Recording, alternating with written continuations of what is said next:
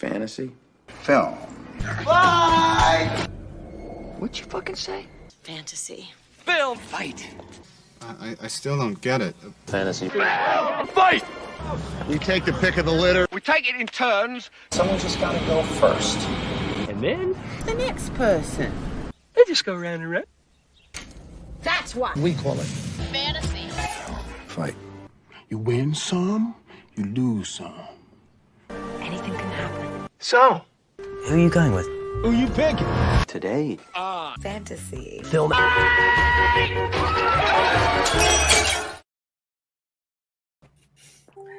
Ladies and gentlemen, welcome to episode number 52 and the 1-year anniversary of Fantasy Film Fights.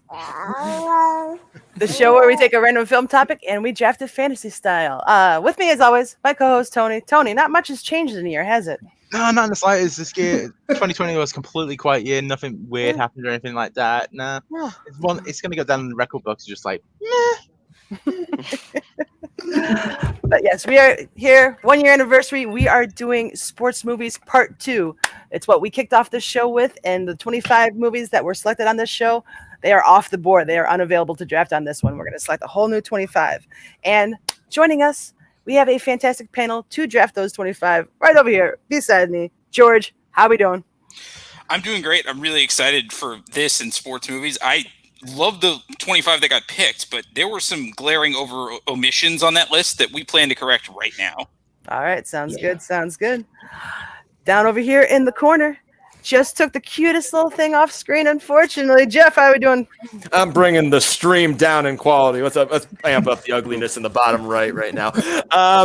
Yeah, doing great. You know, it's first of all, congratulations on 1 year of quality content, guys. Very happy for you guys. You know, sports movies. It's my bread and butter. I mean, all you needed was to put 90s was in there. You know, and we would have had the holy trifecta possibly, because now to complete the trifecta, we have the booze. So let's get it flowing. Let's have some fun. Nice. Directly below me, who joining us, who was on that first episode, Mr. Nick Carley. Nick, how you doing, dude? No, doing great. I haven't been on in a very long time, so I'm happy you guys thought of me to bring me back. So this is a perfect category, I think. And like George said, I think there was a lot that I looked at the list that I initially picked and was like, wow, I left a lot of good ones on the table. Yeah, looking back, I mean, there's some picks you wish you had back, but we can rectify that in this episode. So no worries there. Last, certainly not least, I believe joining us for the first time over here, Mr. Kevin Moreno. Kevin, second time. Oh shoot, my bad. Yeah. I was on the Morgan Freeman one where I ended up picking Dreamcatchers at the Morgan Freeman movie. that's why that made the list. Yes. It was that or Drive Miss Daisy. I am not picking Drive Miss Daisy ever. Yeah, it's been a long time since that episode. They all start to blend together after a while. Yeah. My apologies, but happy to have you back, sir. Very happy to have you back. I am excited for this. I'm not as knowledgeable in sports. I do love watching sports movies, and I'm excited for my list. Yeah, you'll be fine. You'll be grand. All right, Tony, let's get this show on the road. How are we going to go about picking draft order? Absolutely. So I've got a question here. Everyone's going to take a try answering it. I think we'll let Jeff just answer verbally because he's got his hands full. No, I'm ready. I got it. Oh, perfect. All right. I'm a parent. I can do this shit in my sleep. Right. All right. So the way it works, I've got a question here. Whoever gets close to the answer gets to pick the draft order for it. Who gets to go first? Who gets stuck in the middle? Who gets to take it in the rear? Okay. And your question. So earlier on the FPP page, I did a post of the top 15 movies that have been drafted on the show. I have the list of every single movie that's ever been drafted on the show. How many have been drafted more than once? Oh boy, so this is not how many times it's been so a movie has been on the list. I was ready for a certain way, but now. Ooh. How many times has a film been drafted more than once? In 52 episodes. I'm never close to guessing this correct, but we'll see. Maybe today's the day. And of course, we would always say Rocky, but that was picked the first one, so confident this time. 8. I'm still shocked at that list of just like how little of my Man and Peggy's impact actually made that top of that list. All right, everyone locked in with the I number? think everyone's Yeah, I ready. got it. So we'll start with, we'll go opposite way. So Kevin, I guess 25. 25. And Nick I was very close. I went in the 20s too. I went 22. and Jeff Let's keep it sweet 18. and George. Is this a random guess? Is this a clue to a movie I'm going to pick later? 53. And Peggy. Way overshot, I think. 72. You say way overshot. So there have been 222 films exactly, but has been drafted more than once. I was 1-2 off. I thought that was. I was thinking like the main list that was put, but okay. No. I was sorry. I was like, yeah, I must have said that wrong. But yeah, It's fine. I was off by 200. yeah. That does mean Peggy gets to pick Yeah. draft order. All right, I'm going to go last, so let's just go counterclockwise. Start with Kevin, Nick, Jeff, George, me. Okay. Okay. All right then. So Kevin, Nick, Jeff, George, Peggy. Hmm. So for people that are joining us, so the way if you go on there, the letterbox link there, that's the original 25, so they cannot pick them. It's any film that has been theatrically or released on streaming. Yeah, it can be a feature film, can be a documentary, can be what they want as long as it's sports-ish. Yeah, we're not being too strict on this one because it's such a general topic. Doesn't have to be theatrically released because there are some damn good 30 for 30s out there. So, with that said, Kevin, you're up, sir. You're officially on the clock for the first draft pick of Sports Movies Part 2. My first draft pick is it's actually it's a movie that actually I love this. I love the story. It has one of the talented actor, and who sadly passed away last year, and that is 42. Okay. Okay. I like that. Nice. I like the pick. It was on my list. It was on my list for sure. The only thing that really took me out of that one is the weird accent Harrison Ford was doing in that one. Other than that, it's fantastic. I was really waiting you're for at him the to say point "Get where- off my team" to someone, like Air Force One style, the entire time. No, but it's a fantastic movie, and I mean Chadwick was playing a lot of those like iconic roles back in the day, so kind of wondered like, okay, can he play everybody? I guess I don't know, but yeah, wonderful talent, gone way too soon. Am I the only one who had 42 on their list? No, I had it on mine. It was in my groupings. It wasn't on my list. It was close. It was close for me. I do love his performance, though. It's a really thankless role to play someone as iconic as Jackie Robinson, and he does it way better than you would expect him to, even an actor of his talent. Like He knocked it out of the park, as you might say. Yeah. Yes. I'll leave. That joke was at best around after third. Because it's sports ball. I get it. Yeah. Sorry. Swing and a miss. I did watch this movie for the first time last year, and the very next day, Chadwick Boseman passed away. So I do apologize. I killed Chadwick Boseman. It's one of the few movies whenever it watches on HBO or FX, I immediately stick around and watch it through the end. Yeah, there's one of those ones where you can just watch it and just get immersed into it. It's like there's been quite a few like period piece baseball films, and just that one really sticks out as being just worth its weight. No, it's a good one, and I don't think that's going to be the last Chadwick Boseman sports movie that comes off the draft board today. Or the last period piece baseball movie. Or that too. All right, Nick, over to you, sir. You're up. Oh, okay. It's between two, but I'm going to go with the one I saw most that I did not see at this time last year and was blown away by it. And it probably won't be the last of one of these, but I'm going to go with Martin Scorsese's Raging Bull for my number one. Nice. Okay. It was one that was I actually just recently watched King of Comedy for FPTL 50 yearly challenge we're doing, and this one was right before that, and just great performances across the board. I'm a sucker for boxing movies. Just love pretty much every one I've watched, and this was just an absolutely great performance from everybody, and really enjoyed just every part of it. And the fight scene at the end is one of the best shot fight scenes, especially back in 1980 with what they had to do with it. It was absolutely wonderful. So.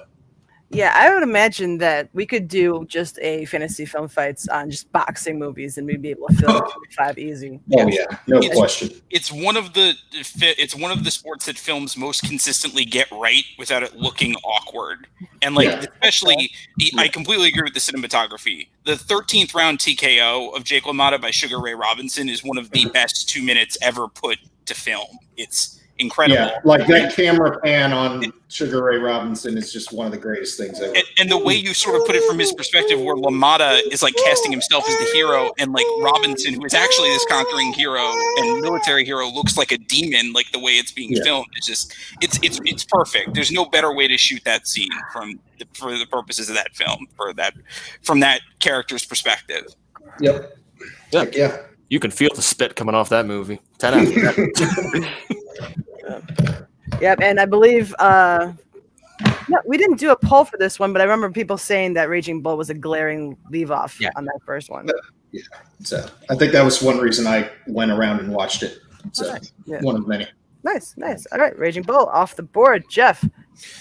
Yeah, this is always like that tough pick. That first round. Do you want to reach for your prize pick? Do you want to go vanity, or do you want to go something personal?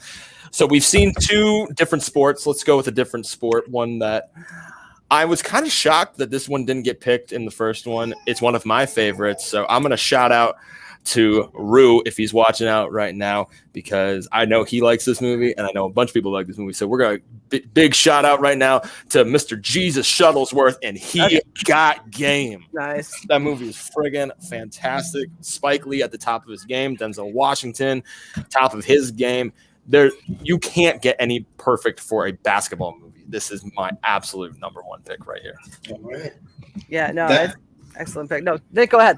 I was just going to say, this was absolutely on my list. I was crossing fingers it would have made it back, because that would have probably been my second pick. Oh, yeah. I love that movie. Absolutely love it.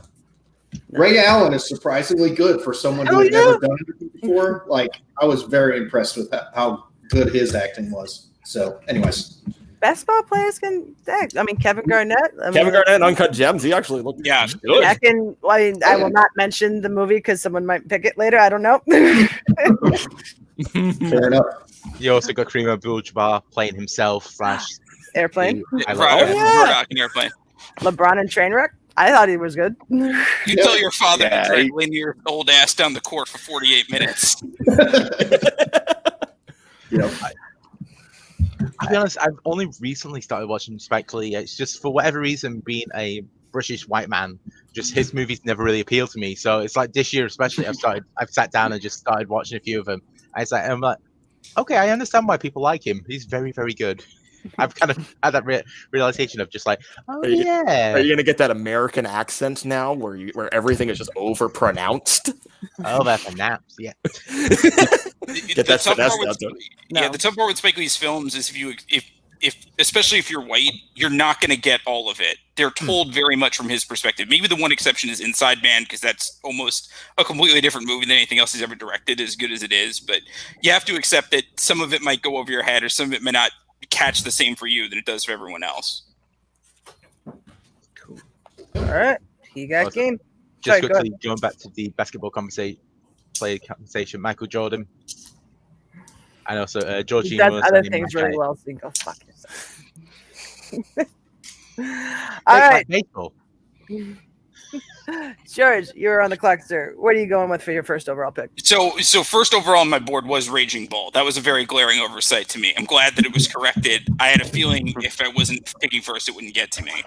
But actually, surprisingly close number two, the more I thought about it, was the movie version, Friday Night Lights.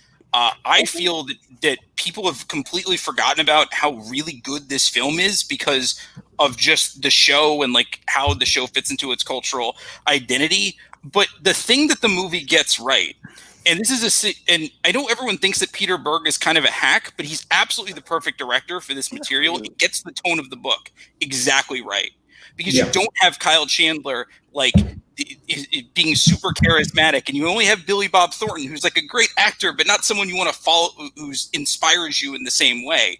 You kind of get a film that really captures the tone of the book, which is all this worth it? Is this really an inspirational story about a team that sort of does well, gets lucky on a coin toss, makes the playoffs, and then loses the game? Well, in the process, their best player gets hurt. Their quarterback is abused regularly by his father emotionally. Like, that, I think, makes it one of the perfect movies to explain the sort of situation that all people find themselves when they care about amateur sports, which are exploitive. And I think there's sort of it sort of perfectly captures like the inspiration and the exploitation coming together in a movie like Friday Night Lights. I think it's brilliantly done and is sort of gotten unfairly forgotten about. And I want people just to go back and revisit it with fresh eyes because it's excellent. Yeah, I've got to say, I'm one of the people. It's been forever since I've watched it because I'm so in love with the TV show. So, based on your little spiel there, I might have to go back and give it a rewatch. Anybody else have this one on the list? This was my other choice when he got game, so I'm glad to see it go. You know, I still always get very emotional when Booby has his like speech with his uncle in the car after he cleans out his locker. That always hits home to me because you could tell just how much it meant to him. And, you know, I the movie itself is just so friggin' good. I love everything about this movie. So it wasn't my choices. I didn't know where it would go, and I hadn't seen it in just long enough. But it is a great movie, and I mean, he described it to a T. Just, you know, I love Tim McGraw's performance. Country actors can act. Look at that, guys. That was the first thing I ever really saw him in, and like he blew me away with how good he was. And well, just in how how well he played the abusive father, which, you know, but and then Lucas Black was great. You know, he hasn't. I mean, he has only done so since then, in my opinion. But I thought he did really well on that. And you know, but no, it was across the board. And like you said, just a team that got in on a coin flip and then lose in the first game. But you still feel for them either way. And it was, yeah, I think Peter and the music is fantastic in that. Explosions in the sky. It has the perfect feel, which is like in the same way the book does, which is like it seems like a documentary that everyone sort of regrets agreeing to be in. Like everyone. No one really looks great at the end of it. And that's what kind of makes it really perfect. Like Gaines kind of screws up. The players all have stuff that looks in there. The parents certainly do. The boosters certainly do. And everyone's sort of like, should we have made this? And I think that's what makes it feel ring so true to life about like high school sports. Of course. Yeah, solid pick. I'll be honest, when I watched it, I knew high school sports are so different over there than it is here. So I was watching it. It's like part of it's like almost like a horror movie. I'm just like, what the fuck are they doing to these kids? It's Texas. It's not even like that everywhere. It's very specifically Texas in football. Yeah, even more so. Like, it was just like, okay. And also, just quickly, naming the character Booby. I'm sorry. His real name is James, but he goes by the nickname of Booby. Yeah, I know that. But it's just like, that always threw me off just because it's like, who in their right mind would go, you know what you can call me? Call me Booby. I'm going to call myself Booby. It's like... That's definitely a name that someone came up with for you and stuck, regardless of whether you wanted to or not. I mean, it's notable. You remember it. That's what they were going for. So remember the Boobies coming soon. Yeah. I believe that's on certain websites. But oh man, 20 minutes in, we're going off the rails already. Not even out of the first round. That's a film fight. All right, we come to the end of the first round, and that's with Peggy. This is where Peggy sits up for 2 minutes to think of a thing, waiting for us to talk it through. No, I know what I'm picking for my first pick. It's the second one that I have to go immediately into that I'm still debating on. But I would not be a true. Well, I grew up in the suburbs of Chicago, but I live in Chicago proper now, and I've lived here for over a decade. I would not be a true Chicagoan if I did not pick the documentary about one of the most epic ages that I grew up during, and right in like ground zero of the Chicago Bulls back in the 90s, I am taking the Last Dance documentary that released. Okay. That was just a nice warm blanket. Reminds me of growing up, just being obsessed with the Bulls and just being able to see the behind the scenes footage that you never got to saw. Get to kind of like the sneak peek inside what was really going on behind the scenes back then. It was amazing. I adore it. I could not pick it, so I'm taking The Last Dance. Did anybody else have this one? I took that personally when Peggy did not allow The Last Dance to fall to me in the second round. Yeah, I mean, I just like, I did enjoy it, but I didn't want to rob anybody. I know but also, you know, I've only seen it once all the way through. I was really enthralled with how I did not realize how much crap was going on behind the scenes, because I lived away from it, so I wasn't anywhere near it. Mm-hmm. So like I was like, wow, this team had a lot of problems behind the scenes. So and was it the owner or the GM that was? A little bit of both. Jerry Krause is the GM. Okay, sorry. Anyways, but yeah, so I was like, wow, that team, for how like glorious that team looked on the outside for an outsider, like it was crazy how much stuff was going on. But yeah, I mean, very well done. It was very interesting to see Michael Jordan talk like off the cuff, like, you know, no holds barred kind of thing. That was really interesting. So I knew it wouldn't leave the first round for sure. That was me on the panel. No, and a special shout out to whoever edited that, because I want to say it was like episode, maybe it was 2, possibly 3, but they showed a highlight reel of Michael Jordan going offset to LL Cool J, and then there's just this one cut where he makes a shot and then he just pumps his fist like to the beat of the song, and I got up off of my chair and like had to walk around because I was so impressed with that, just the montage and the timing of that. It was editors like, mwah, such a good job. But yeah, that's how I'm closing out round 1. Tony, give us a recap of how it went down. Absolutely. Okay. All right. So the way we went around for the first round. So Kevin went first. He went with 42. Nick went with Raging Bull. Jeff went. He got Game. George went Friday Night Lights, and Peggy went for a mini series. Hey, it was eligible. I wanted it. The mini series. I was gonna say, to be fair, it was like the best TV from 2020. I'm sorry. Absolutely. If anyone says the best thing from Netflix in 2020 is Tiger King, they get to punch in the face. Like, Last Dance was just that much better. And it's over here. I still have never seen Tiger King. You don't need to. Don't worry about it. Yeah. It's a meme at this point. Just let it go. Carol Baskin. Mm-hmm. I think that one's gonna. It's a matter of what I think might actually make it back around to me. You know, I have a long line. You've got what, 9 picks? Yeah. Time to wait. Well, Peggy's making a decision. I'll quickly just plug something. So on the Instagram, we've been doing this for the past couple of weeks. There we are. I'll block her face as well. Ooh, I know. We've been doing daily question time, so it'll be 2 questions and stories, so you get to answer. Whoever gets it right gets praise on the next one. The questions are already up for today. We've done 2 questions on sports because of doing today's sports. Tomorrow, it'll be for Digestion Cinema because they did 1990s and the Blair Witch Project, so it'll be questions all about the 90s tomorrow. So, I heard 90s. They're good. Too bad I don't have an Instagram. That's too hip for me. Fair. Yeah, if you're on Instagram, please press Station Productions, give us a follow, answer the questions, and have fun. Okay. So there's one I want to pick, but I think it's gonna make it back around to me. So I'm gonna go with one that's just from the heart. This one is an old school football movie. If you know it, you know it. If you don't, you need to go see it or seek it out somewhere. Scott Bakula is a ex-quarterback.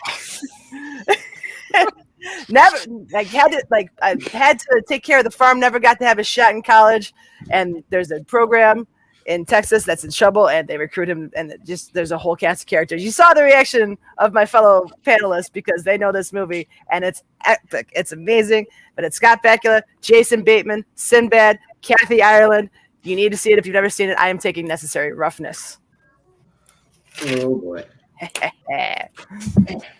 I'll admit, when you said old school football movie, I started writing down The Longest Yard, and then I had to erase it very quickly. I mean, 90s. I mean, I guess that's old school now. This was one of those gems I was like, I'm hoping you fall. Keep falling so that way I can nab it up. Yeah. Damn it.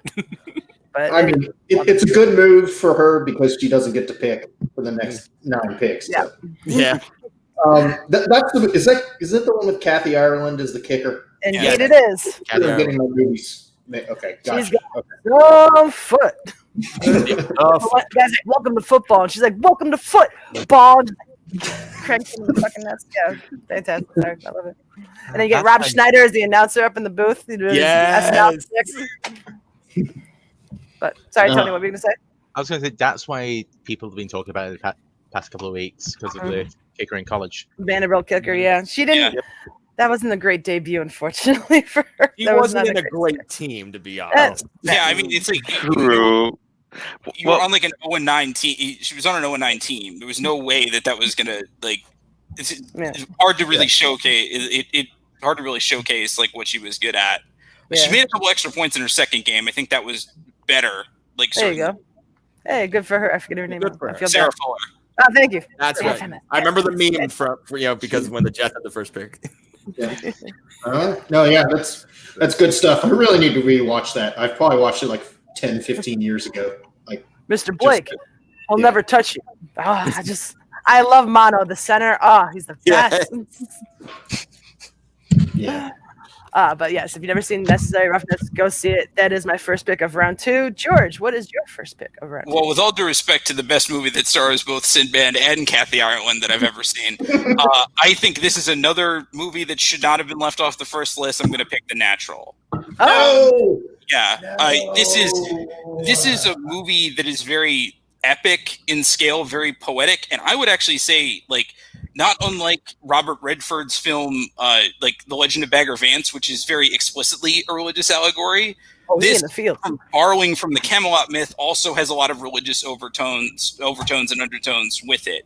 The cinematography and score are excellent, and I think what they actually show is that Roy Hobbs's gift is only really a gift when he shares it with everyone else. All the remarkable things he does on the baseball field, the first thing that they do is they cut to the fans, they cut to the players, they cut to Wilford Brimley playing the most grumpy but best manager in baseball history. And because of that, it really shows you the message. It shows you the message that unlike someone like Bump Bailey, who's talented but only decides to hustle when Hobbs is behind him, when you're given a gift like that sort of incredible talent, it only means something when you can inspire others with it, and it only means something when you're using that gift in service of others. And that's what makes that film, I think, so powerful and so everlasting. Like, yeah, obviously Robert Redford's not the most believable right fielder in the world, and a lot of the baseball isn't that great.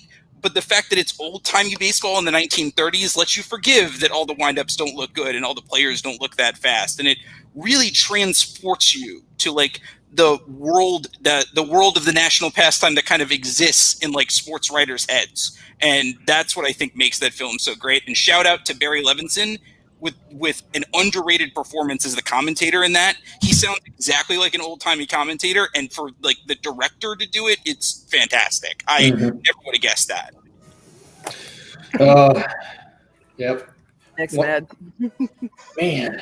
That was absolutely that was the two I was picking between on my first pick was Raging Bull and The Natural. But because I knew both of them would be gone if I didn't pick them. So he said it well. Just absolutely great movie. I watched that one first time maybe 2 years ago and loved all of it. I thought Glenn Close was great. The whole just all of it. Yeah, Wilford Brimley is absolutely fantastic. So it is a really, really great baseball movie that I was just like, why did I wait this long to watch it kind of deals. But yeah, George, I gotta say that was a great summary. Like, I was just like, damn, I want to go rewatch this movie now. I'm over here to summarize everything. Like it's beautiful to listen to talk. There's one movie we'll get to, and I think it might explain a few things about that. We'll see. I am intrigued.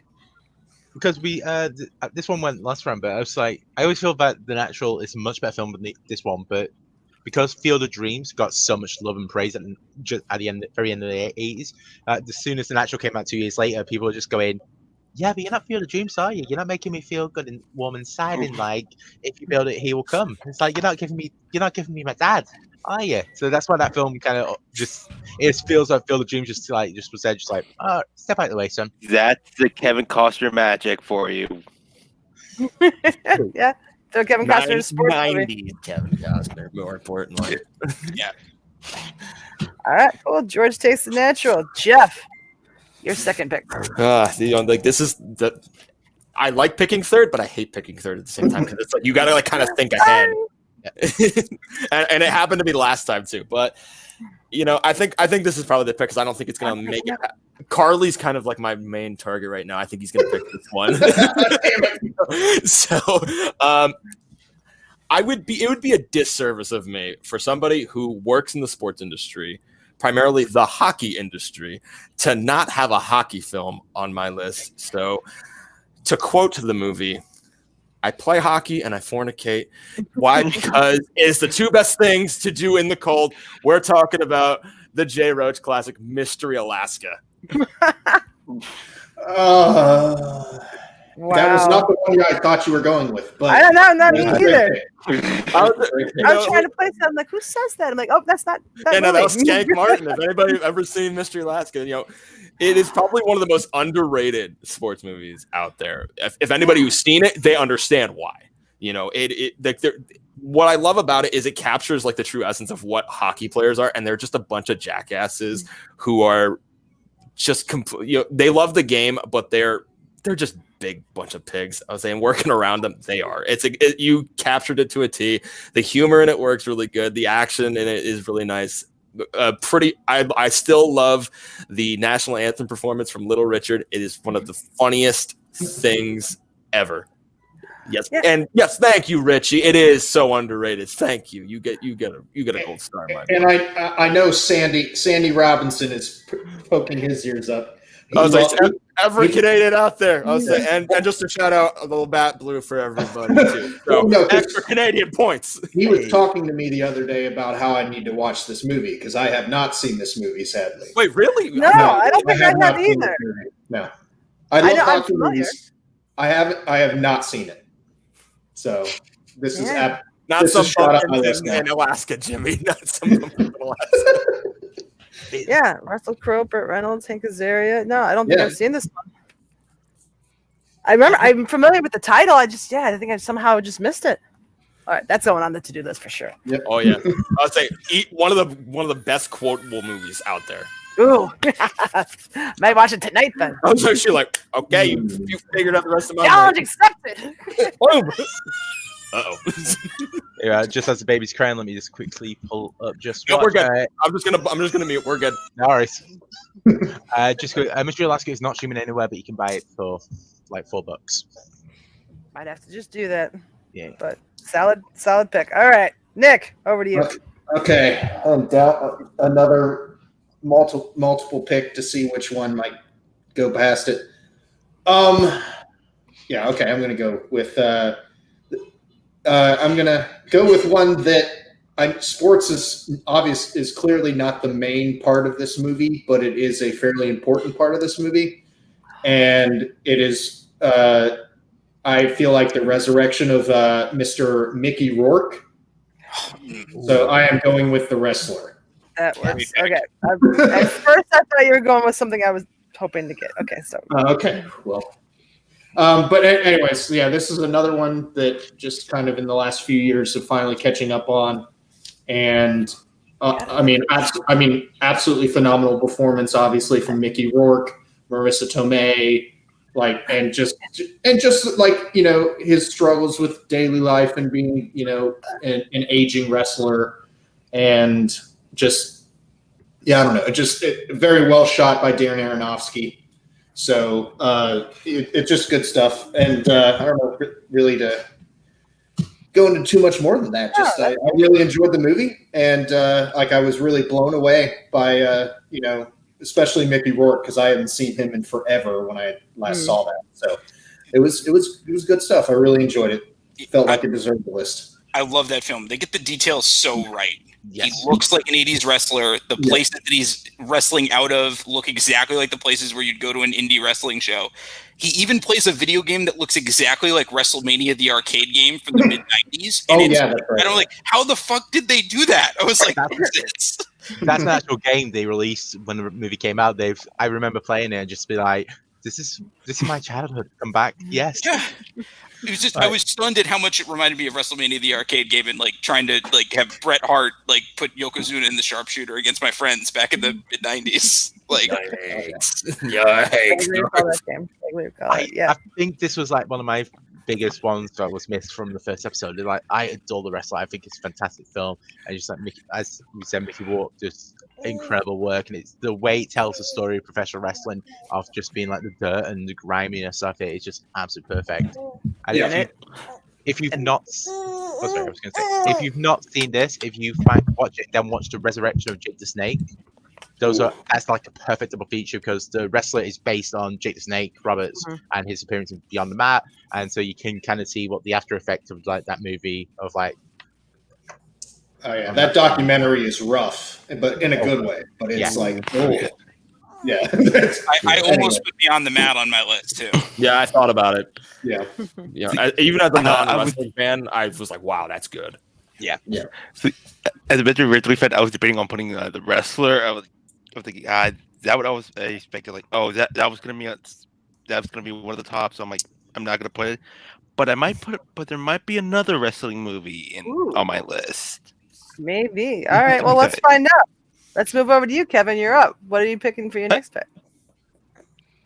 This one, I'm actually gonna go with a racing movie, and it's actually Ford v Ferrari. Okay. I loved watching this movie when I saw it in theaters. I'm never familiar with the Tour Le Mans. Mm-hmm. This was really new to me, and I was blown away by this. Christian Bale, Matt Damon were fantastic at this. I got so enthralled throughout the movie. I even almost started pretending I'm driving on a wheel like a little kid at the theater, just like go.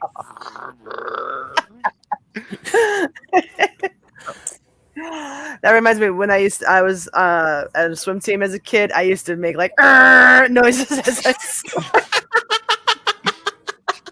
Until someone pointed it out to me and I had to knock it off. That's awesome. Sorry. Sad but true. Sad but true. I didn't even have Ford v Ferrari on my list. Sad to say. I thought it was picked, so I think I was gonna say because last time when we did the show in January, I don't think it was even released at that time, was it? I think it came out 2019. Oh, okay. Well, so it's fairly new. Mm-hmm. All right, that was my point. Question of asking those two if they would have picked it in the year gone. Sorry, I don't do movie release dates. We can move around. They're rough. They are rough. That is true. All right. Anybody want to throw in last 2 cents on Ford v Ferrari, or shall we press on to round 3? I do have an issue with the name. Okay. Because over there it's called Ford vs Ferrari. We have the much cooler name of Le Mans 66. I like that. Yeah.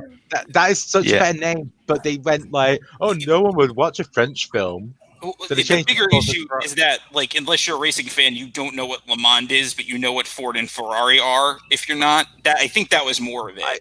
Le Mans. Dumbing it down for the Americans. I got you. American swine. Go for the American pigs. Yeah. Oh, they're. If you called it Daytona 66 to trick us, we might have gotten it. It's just sad but true. Oh boy, Tony. Good. I was going to say in the UK version it ends like normal, but actually in the American version, Ford vs Ferrari, they both cars figure out their parents were called Martha. Aha, that was a thing. And then there's just a whole new villain in the third act. What's going on there? All right, let's press on. Tony, give us a recap of how round 2 went down, if you would be so kind. So Peggy went first this round. You went with unnecessary. Sorry, you went with necessary roughness. Not unnecessary. It wasn't necessary. George went with natural. Jeff went with Mystery Alaska. Nick went with The Wrestler. Kevin went with Ford vs Ferrari. And the little one went with.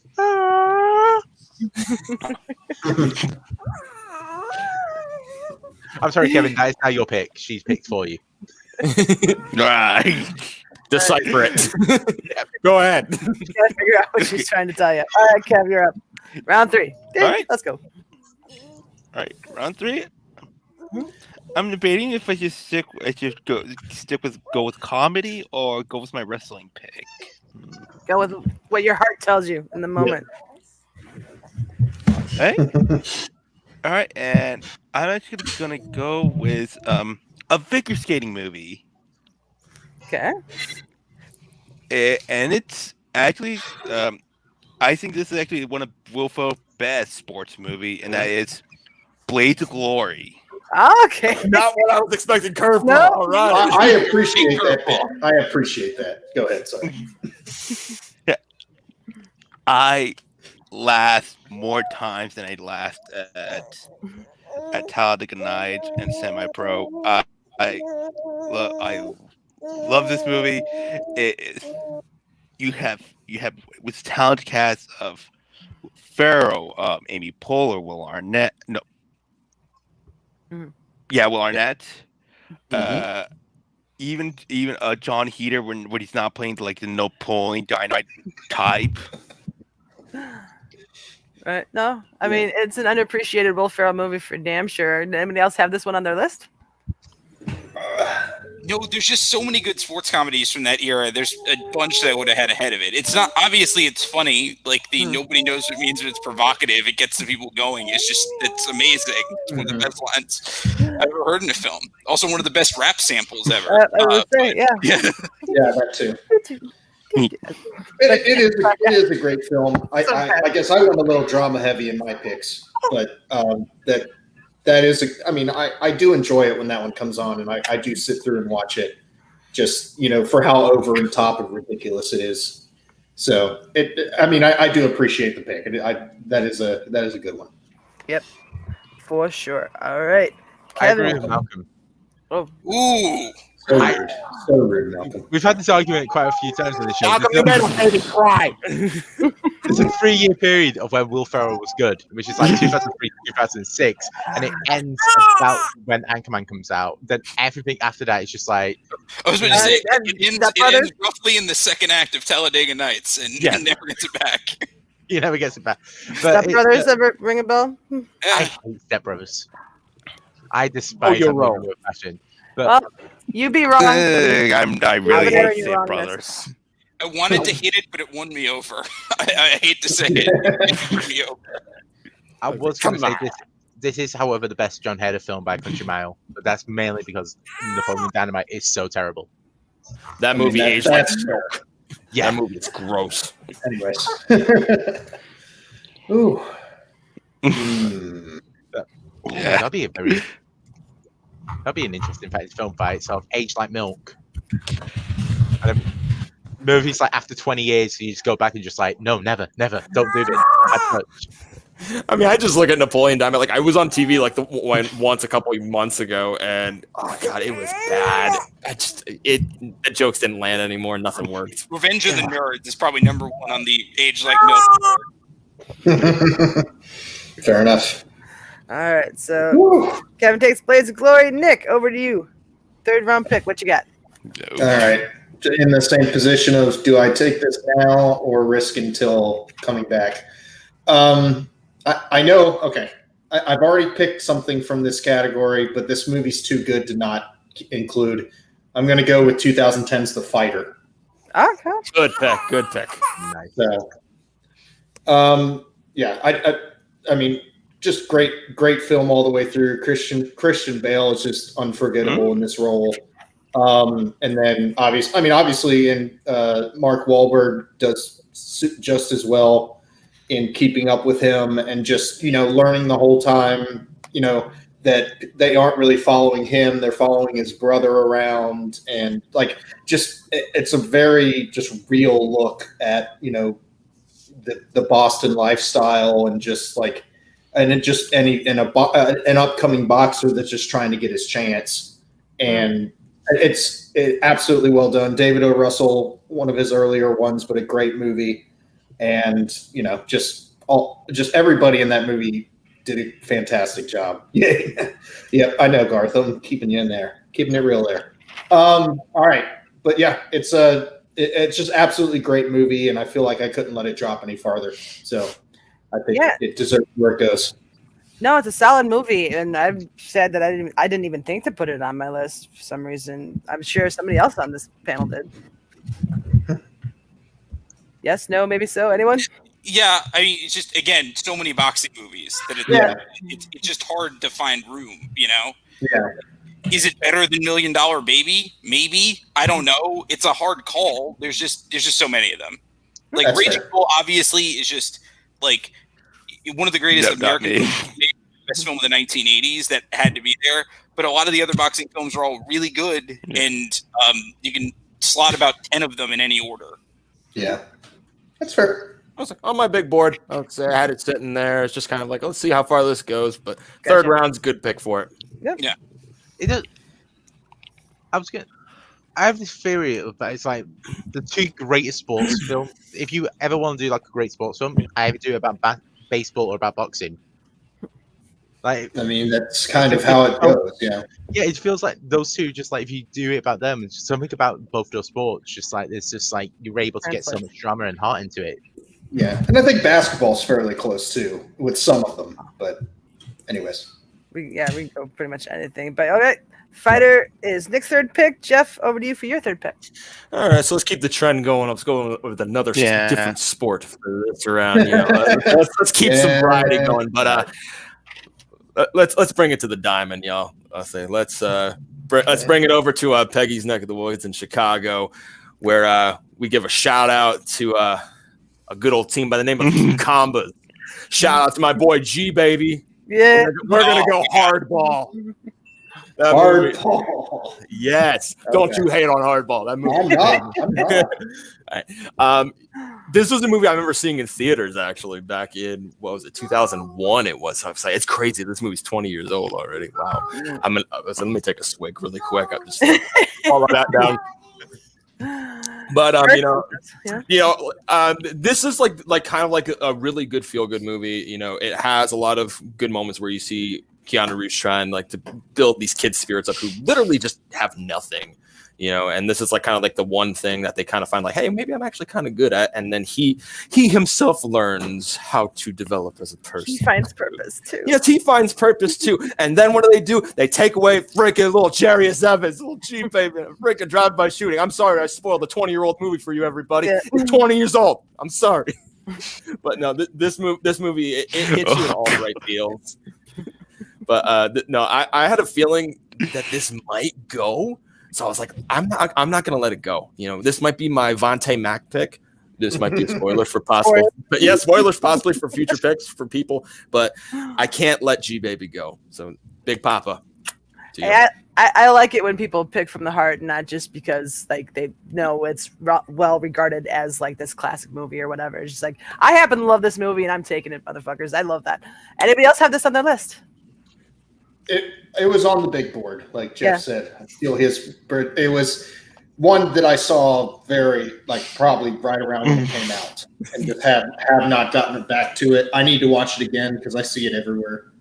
Yeah, people referencing it. So. Yeah, you kind of watched it first expecting something like the Bad News Bears or the Mighty Ducks, and you don't end up getting something so serious. You don't expect something so serious, and you get it. So it's really good at sort of swerving you like that, and I think it's why like it catches a lot of people, even though critics didn't like it because they're terrible people. Maybe they should end the curveball. I'm sorry. Yeah. Show them the curve. There's another one that's might be coming. You never know. All right, cool. Anybody else want to chime in on Hardball, or shall we press on? I forgot Michael B. Jordan was in that. Yes, everybody. Yeah, Michael B. Jordan. Very early role. Michael B. Jordan is going to end up as like the Kevin Bacon of our generation. Oh yeah. He wasn't. Play a game called Where's Wallace in every movie. Exactly. Amazing.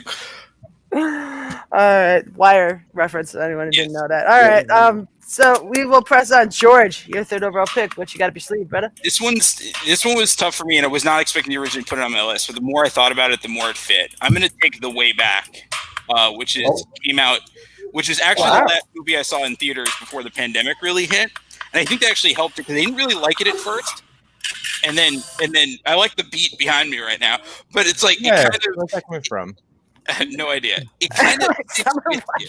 And I think the one thing that this film really gets right more than any other is the sacrifices people make in the name of competition. Like, Ben Affleck's character, Jack Cunningham, is clearly an alcoholic, and everyone around him knows it. But the people who are invested in the competition are willing to get aside if he doesn't put it in their face. If he doesn't Sorry throw about it that.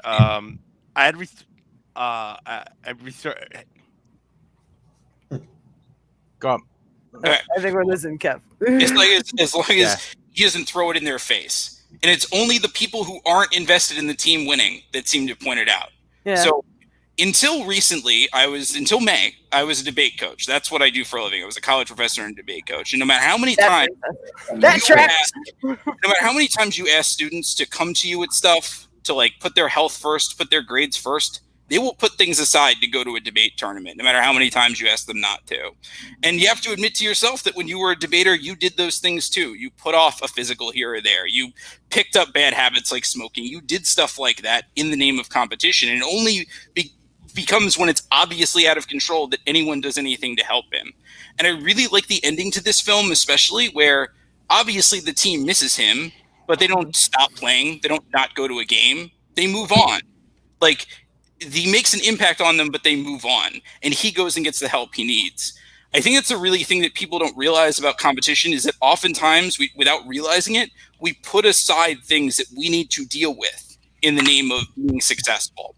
And I don't think there's a film that gets that right really better than The Way Back. I know it's weird to have a real-life alcoholic playing a fictional alcoholic, and it's kind of distracting, but I think this is a film that's really well done and did not get the credit it deserved, did not get the recognition it deserved when it came out. Yeah, and shout out to Al Madrigal as like the assistant coach, where Ben steps in, because there's some points where like you can just feel his heart breaking, like he wants like no, you need to like keep on the straight and narrow, whatever. But yeah, so I didn't love the movie when it came out, but it definitely had some like good selling points for me. So I can understand why you would pick it. Anybody else have The Way Back? Can we just say right now, George, man, I want you to do audiobooks. Listen, I love hearing your like analysis of everything. These are fantastic. But you know, I love the movie though. The movie is great. It took me a bit. I had to think about it. I had to think about sort of what the film was saying at first for me to really like it. I think it's something that, like, if you watched it and you didn't like it at first, that's fine. I think on a rewatch, I think people are going to like it better. I get that. Yeah. Okay. For me, it's a first watch. I have not gotten around to see this. It's on my watch list. Yeah. I think it's on HBO Max. I think it's on HBO Max. Yeah. Okay. Yeah. So, but I know it's there. I'm getting to it. But yeah, no, it's like I love basketball movies as much as I love boxing movies. So it's just one of those that I need to get into. So I can't really contribute too much. It looks really good. You've convinced me to watch it even more. So I'm definitely going to check it out. Yeah, this felt like it was one of the films hardest hit by the pandemic because it's like it was literally like days about coming. I think it even came out. It's like some people saw it and then they just like, oh shit, you can't go see it now anywhere. Let's throw it online. Hopefully, wasn't it in February or something when it came out? March, even worse. Right in like the beginning, right before. Okay.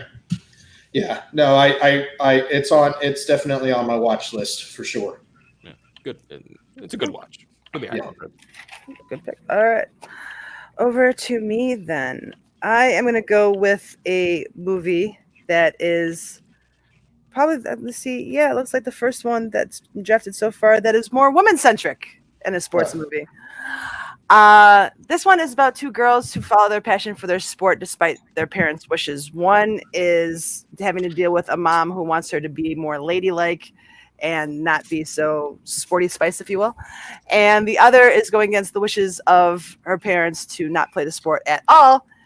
Set in England, I am taking Bend It Like Beckham. If I could talk today, that would be great. I know help.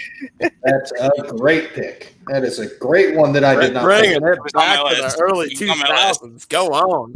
Dang. Go on. It's a fantastic movie. If you've never seen it, I highly encourage you to go out and watch it. It's fun. It's fantastic.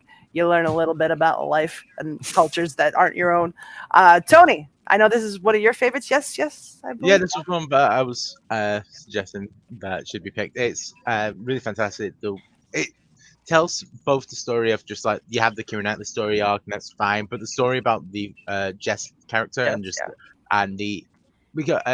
it's rare that you see Hinduism on screen as like a religion. It's like it's very especially the culture is so prevalent over here, but it's like it barely makes it on screen. So seeing that and like seeing it celebrated is what's so beautiful as well. For sure. And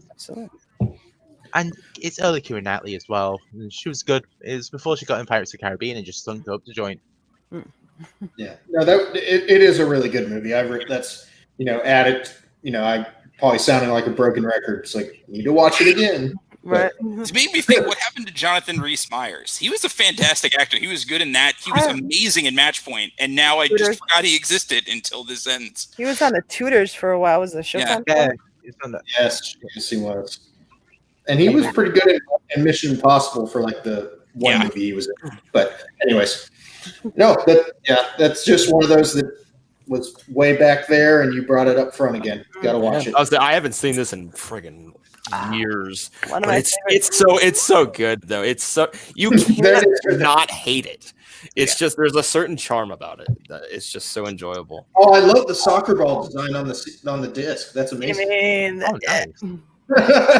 Nice. That design of a soccer ball, which no soccer ball like in actual soccer is like 15 years. It's still iconic. Yeah. People know what it is. Yeah.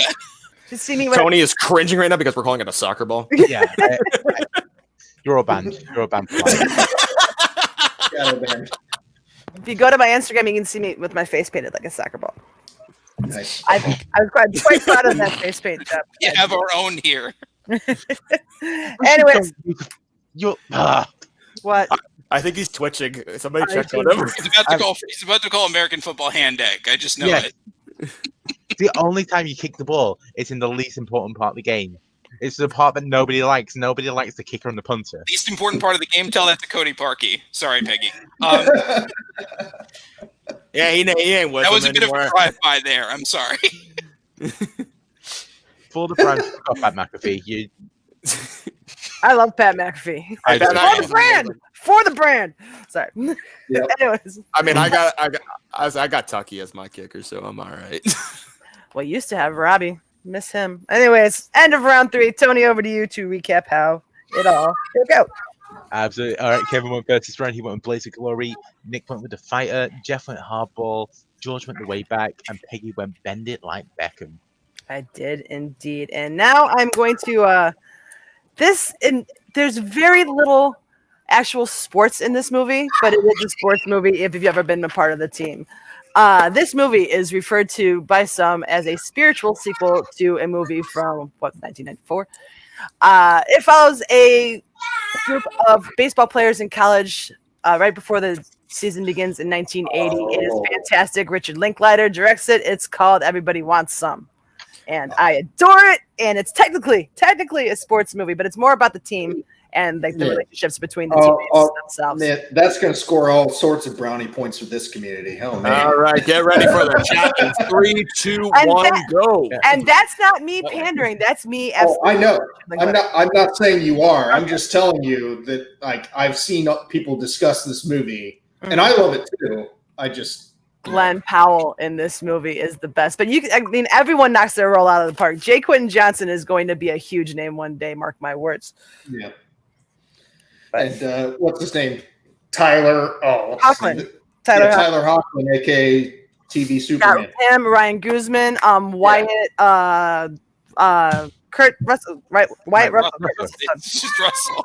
No, I did watch this movie very recently for the first time. Great movie. And it gets better with every single time you watch it. I love Dazed and Confused, and this is in the same sort of style, and I absolutely dig it. Yeah. It's just one of those. I guess in my mind, I was in the boat of, it's barely about baseball. So that's why I knew it came up, but I guess I didn't really include it. But I understand why it's here. It is absolutely the better of the two Richard Linklater baseball movies, the other being the remake of The Bad News Bears, which is we don't talk about fictional. that one. Yeah, I wasn't a big fan of that one. But I'm very happy to have my boy Rich Rick, excuse me, he goes by Rick, on my squad. Please respect him. Yeah. Hi, Rick, if you're watching. Love you. All right, George, over to you. This is where I'm going to take my 30 for 30. And I do love The Last Dance, but I think that this 30 for 30 accomplishes a lot of what The Last Dance does in a much shorter, in only about a 2-hour period. I'm going to take I Hate Christian Laettner, which I think is one of the best 30 for 30s ever made. Okay. And I think that why it's so important is because I think people remember Christian Laettner in the same way they remember Tim Tebow, like this very successful college athlete who's sort of a punchline now. And it's entirely unfair to someone who, if it weren't for Kareem Abdul-Jabbar existing and winning 3 titles at UCLA, you could make a case as the greatest college basketball player of all time. And I don't say this as a Duke fan. I say this as a St. John's fan and eternal Duke hater. I think what makes this film interesting is not just the way it covers Christian Laettner in a way that's even-handed, but shows him, even his teammates calling him a jerk at a lot of times and him admitting to his own bad behavior. I think there's a weird there's this intersection of race that goes on that's really fascinating at this point in college basketball, because the two most popular teams in college basketball at this point are the Fab Five from Michigan and the UNLV team, both of which have very unapologetically black teams that really sort of brought Black basketball culture into the forefront in a way that even the Georgetown teams of the 80s couldn't do. And Christian Laettner being this high profile jerk playing for Duke, as the counterpoint to that, it's really easy to see how he became so much of a villain. Yeah, you learn a lot about his background, that he actually was a janitor in his high school in order to put himself through the private school he was going to in upstate New York in order to get the chance to go to a school like Duke and get a basketball scholarship in the first place. But you also see how privilege benefits him, in a game against Kentucky in '92, where he steps on a player and not only doesn't get thrown out, but ends up having the opportunity to hit the winning shot that knocks Kentucky out of the tournament. And you still think to yourself, you know what? He is still a privileged Dookie, no matter what I know about his background now. And that's what makes this so fascinating, because I think it's an athlete that, because his pro career didn't go the way it should have, kind of gotten forgotten, but really an important central villain and figure in sports history right at the time, the last time where college basketball was probably more popular than the NBA. This is just when Jordan was taking over. Yeah. So this is just when Jordan was taking over and turned the sport into a marketing machine. And I think that if you aren't familiar with who Christian Laettner was or what he did in college basketball, and you just sort of see him as another white college basketball player who turned out to be a bust in the NBA, go watch this film and Tyler Hansbrough. Yeah. He's not Tyler Hansbrough. That's way too sort of harsh of a statement. That's the way people view him, but he's a fascinating person that you're not going to love at the end of this, but at least you're going to understand and that you're going to respect in the same way that you're going to respect Michael Jordan and all the hard work he put in at the end of the Last Dance. And that's, I think, why this film is so powerful, because it does it with a player who maybe isn't transcendently great like Jordan, but for his era and for college basketball, at least belongs in that conversation. For the record, I love Tyler Hansbrough. Go UNC. Just putting that out there. Not one I had on my list. Any chance anybody else had this one on theirs? I mean, I know we talked about 30 for 30s and we said we were gonna we said it was all right.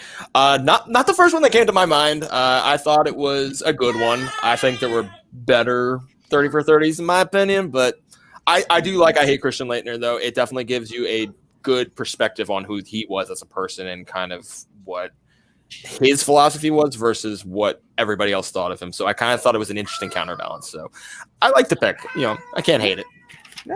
Yeah, I mean, it is a great 30 for 30. Like Jeff sort of said, not I loved a lot of the 30 for 30s. It's hard to think about. I just didn't include them. I went strictly for movies because that's just how my list came to be. But no, it is a great one.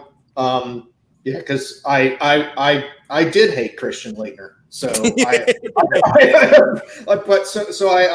agreed with. So that's what brought me to that. I was like, what a great title for a documentary. And I watched it and I was like, oh, okay, that makes a lot of sense. So no, it's a great choice. I like it. So weirdly, I've not seen any 30 for 30 on, especially on a guy I'd never heard of. You need to steal something. Yeah, I seen only one, and it's about the XFL. Oh, that one's great. That one is That good. one's great. That was great too. That's the tough part with picking 30 for 30s because, like, I would say like the vast majority of them are good to great, so it's hard to differentiate which one is the one you. It's just whatever hits you. Like yeah, exactly. Whatever strikes your particular, whatever you followed at that point. Yeah, absolutely, absolutely. So solid pick for your fourth rounder. Over to Jeff for his. Damn it, this is where it gets tough because it's like there's so many good stuff left. Yeah, there's so much stuff left. I know. I kind of look at my list as it's like if I was to do a movie night of sports movies, what would make a good time? And I'm like, we need to have some good old nostalgic 90s fun. I'm not going to do the one you're thinking of. Okay. I'm not going to do the one you're thinking of. Right. I'm going to go a little bit later in the 90s. And we're going to have some fun over in West Canaan, Texas. Yes! Nice! Yeah. West Canaan, Texas with some good friends by the name of Billy Bob and Tweeter and Johnny Moxon, Lance Farber.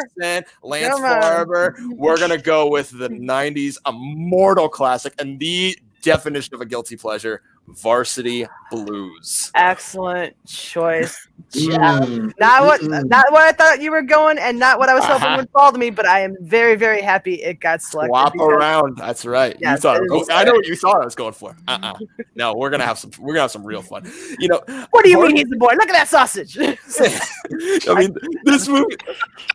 This movie is just Is it a good movie? This is by no means classic cinema. You aren't going to be looking at this like the next Raging Bull. You can have fun with a sports movie. Yeah. This is something I look at and I'm like, I can put it on and just mindlessly watch it. It is so enjoyable. It is so much fun to watch. It is that Dawson's River kid, James Van Der Beek, doing some shitty Southern accent. Your laugh. I don't want your laugh. It is so. If you have not seen this, by God, do yourselves a favor. It is the 90s at the most 90s time, especially in the late era. It is so good. I had to have something from there that truly exemplified the 90s. So, sticking to my narratives. Let's go, Varsity Blues. Where do you think you'll enjoy prison? What? Huh? What the fuck is that? So then Billy Bob's cried because he's a bit of a crier. Tweeter drinks beer. And Jon Voight just fulfilling his dream of being the biggest jerk in the universe in every single movie. He's such a good villain, and it makes it. I think he obviously there's so much funny stuff in that and so much iconic stuff with the whipped cream McNee, but Jon Voight is fantastic. No, you're dummy. O's got trick plays. You can't even run a simple draw. Oh, it's no deal. I'll one up you. Johnny Moxon's little brother, and every time you meet him, he has some new religious awakening, and then he starts a cult. How did you start a cult? Or did you start a cult? These your people? My people. When he's buying the condoms, the cashier's just like, okay. Because the kid's 11? Anyway. But no, it's a classic. I'm glad it got picked. Solid pick from Jeff. Anybody else? Yeah. Anybody else want to put up? Yeah, it was on the board. Not for me. Yeah, I just didn't. I mean, I don't know. Like I said, I guess I went a little bit more serious on most of my picks. Have some fun, Carley. Have some fun. I know. Well, I have some. There's some in the you chamber. referred to yourself as one man. You're a scary superstar. But no, that is a great one. There's no argument against that. You described it perfectly. I can't add anything to it. It's a great one. Okay. I will say, I think it feels like a ripoff of Friday Night Lights, even though it came out over a decade earlier. I don't know how that's possible, but it really does. I mean, the book came out in the 80s, 90s. The pilot episode of Friday Night Lights, the TV series, was basically Jason Street was basically Lance Harbor. Yeah. So it was. Yeah. Anyways, DNA in common. For sure. All right, Nick, over to you, sir, for your fourth round. Okay. Yep. All right. I've gone my first 3 picks. I love those movies, but I felt like I was pandering just a little because I know they're very popular. But this one, I would like to argue is the greatest golf movie I've ever watched. Yes, I know it's golf. I love golf. That's the way it is. So I'm going with 2005. When I graduated high school, I'm going to go with the greatest game ever played. No. Underrated. Oh, come on, Tony. Come on. I hate this film. Well, like I said, I did my 3 pandering picks. I'm doing my thing. Those are the ones you should be having. I know. I do love those 3 films. I really do. I'm just saying. But you've seen my list. So anyway, but no, it's Shia LaBeouf. I know people are very polar opposite on him. I think he's super good in this. Just a kid trying to get his chance to play golf on the professional scene and going up against 2 of the best golfers at that time, and just the way it's shot is so unique, and all the round that's played completely in pouring down rain. Thank you. This guy knows. Yeah, because he's one of he's. But anyways, so just watching golf at how they played with wooden clubs back then, and just the technology at that point, and just back and forth. Music is excellent. So, like I said, it's my most as enjoyable as golf movies can be. I know Tin Cup was taken in the first one. That's a great one. Don't take that away. But this one, I always love just turning on when I want to have a really good watch and really be enthralled in that kind of thing. So I really enjoy that movie. Okay, I have to admit I have not seen this one yet. Please tell me that it's not Bobby Jones and Walter Hagen are the 2 professionals, and it's just the Baker fans. No, it's before that. It's before I think either of them were even on the tour. It's I it's like 1910s. 1990s. Yeah, I think it's Bill Varden. Yeah, Harry Varden's one of them. And Harry Varden and Ted Ray. Ted Ray's yes. It's 2 British guys that have come over from they're huge British champions in the early 1900s, and they come over to play at Shia LaBeouf's main course that he works at. We graciously give you some of our best competitors in the sport, but we gave the world. Well, we have to write movies to beat you guys. No, but this is an actual true person. It's an actual. Yeah, he's based on a real person. Yeah, I know. I just hate So I should say I hate the acting in this film and quite a few other people. I think that Bill Paxton shot it really beautifully, and some of the golf scenes are actually really well done. Period detail is incredible. Yeah, that's where my love is. Just the period stuff. I wish Paxton did more on that stuff, but it's oh god, just the acting, some of the kids acting, I will say the little kid that plays he's bad. I wanted to punch him. I was he's the worst part of the movie. I'll give you that, but I can ignore him for the rest of it. So, all right, cool. Then anyone else have great game before me? Probably not. Okay. I think with technology being mean to me, I think it's trying to say, don't pick anything stupid or make things worse. Ignore logic. Go fun. Go for fun. Last time I did that, I got Dreamcatcher. So this one, I have enough great movies on here, and of course, I'm following my heart with wrestling, and this story actually was one of the most fascinating ones because she is the most talented wrestler that sadly has her career ended too soon, and that is Paige with Finding Yeah. My Family. Nice pick. Great pick. That's a good pick. I got so excited when I saw this movie. I know the story. I want to see this. I love this. Love Paige. She's an amazing wrestler. Oh. And I gotta admit, this was the movie that introduced me to Florence Pugh, and I'm like, this girl knocked this role out of the park. She was great. Yeah. Agreed. I have severe issues with Friday with My Family as a movie. Like a lot of the period detail is wrong in a way that is the wrestler.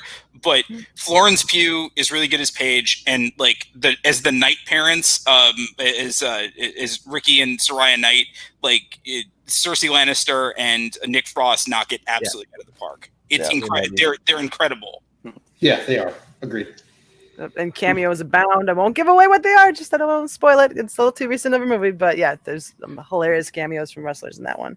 Yeah. I can't say anything positive about this film until the Knight family give me my fucking money back. Yes, I didn't realize he's got some weird things. No, I'm sorry. The film is well shot. The film is well done. The Knight family are terrible, terrible, terrible, terrible, terrible people. That movie was an absolute lie of just who they are as people. They are the wrestling promoters. There's no way that they're good people. That's just impossible. God, yeah. And this stories coming out recently the past year of just people actually going, yeah. By the way, you know those things about everyone thought that the Knight family were terrible people. Yeah, they actually are. And it's just yeah. Oh yeah, Tony, I knew. Do you mean to tell me that Hollywood sugarcoated a true story? I know. That never happens. I will say, Fighting with My Family. Fighting with the Family pulls up the impossible, and I won't spoil it for anyone, but there's one scene with a cameo from an extremely famous wrestler that I was convinced could not have possibly happened, and it turns out that it did. Okay, no, I'm with you on that one. Yeah, it was how did you not lose your temper? It's even beyond that. There was a second one where I was where a certain person is the person who tells Paige they're going up to the WWE roster, and I was like, that could not have possibly happened. There's no way person X was the person to do this, and it turns out that it was.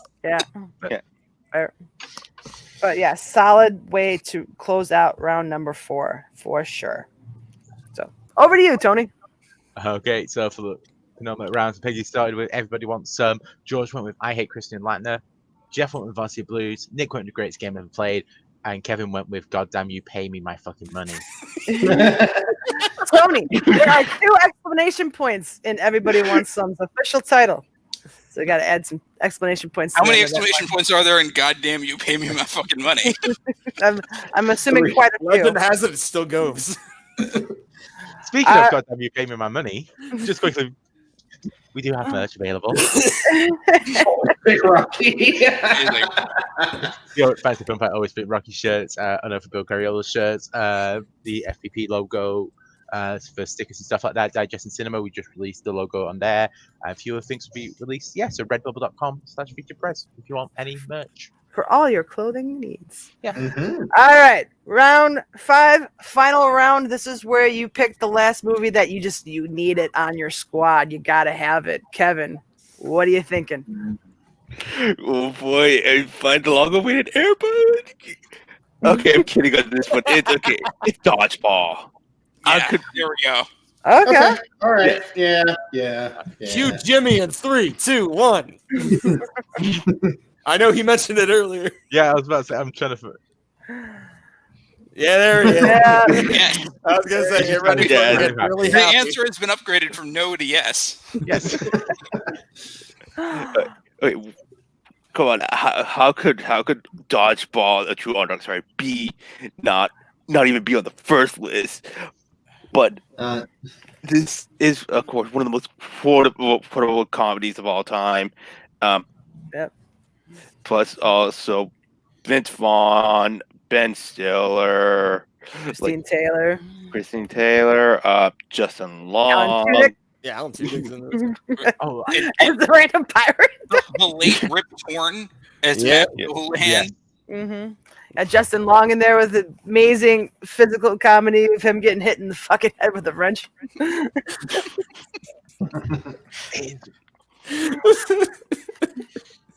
So I'm curious. Has anyone watched this the last like 2 years or so? 2 years? No. Probably 5 years ago. Oh, I yeah. watched it. Because for comedies from that period, like there's always that fear of just like going into it, just like, oh shit, it's gonna be terrible, and it's gonna be really bad. Just, It holds up. This one holds up so perfectly well. The jokes are so consistent, unlike a lot of comedies from that period, where it's not just that it's funny; it's that most of the jokes they're attempting to do land. Yeah, with very rare exception. Like even with Lance Harbor, he's like, I'm sure this won't haunt you forever. Yeah, it's like that. That now is just like the most perfect scene of just like, oh, this is even funnier. Yeah, because Lance Armstrong was, a horrible person. Jason Bateman as the announcer. Oh, dear Lord, it's probably one of my. I guess Bill he Lumberg as the main announcement. Yeah, you won't be able to see very well, Cotton. I just love the that. bold strategy, Cotton. Let's see how. I love Pepper's gonna need new shorts because it's basically just him from Heavyweights when he was Tony Perkins. Continued. He was born to play this kind of role. I love it.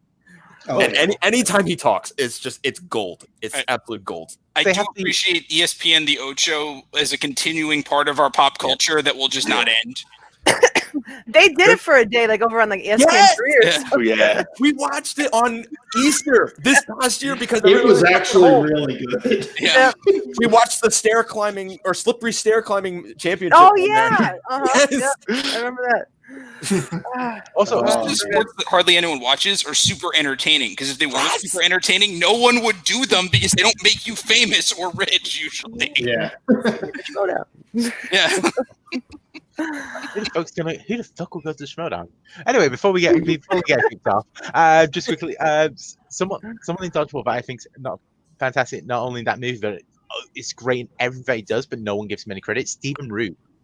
Yes. Yeah. Like for whatever reason, that guy's just become just like you put him in this film, he'll be great, but you'll never speak about him because he'll get overshadowed by people. It's like Fred Willard now, Or Richard Jenkins from a while ago, like always 5th or 6th on the cast list, no matter.